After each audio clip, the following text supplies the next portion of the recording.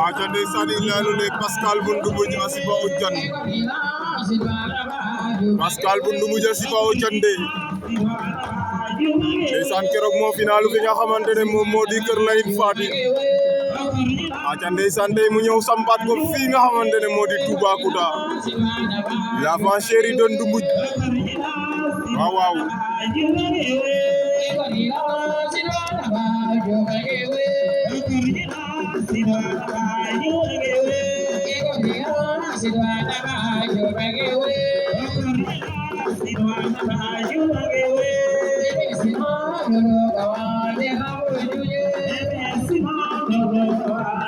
aca lebe sima lolo ga wadet na Foundiougne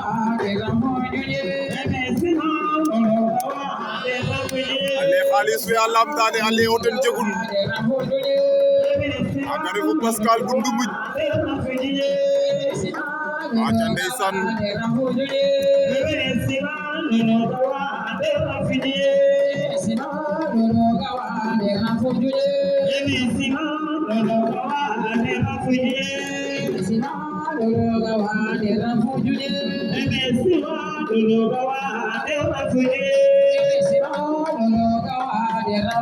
ndeysaan mu ngay sukar géew ga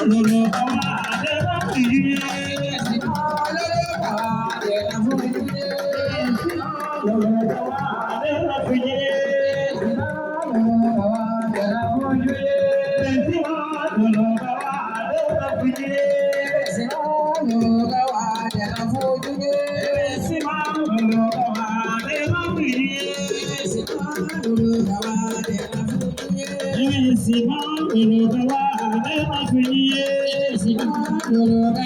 để không bỏ lỡ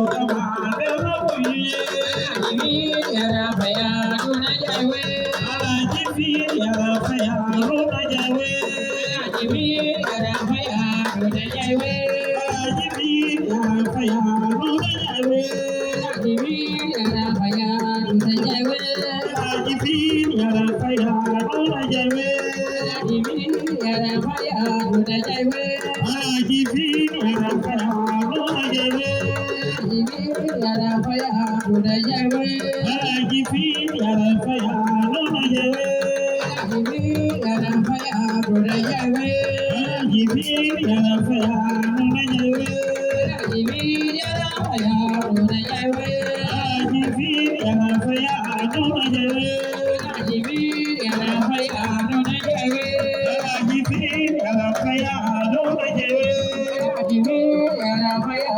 hấp dẫn.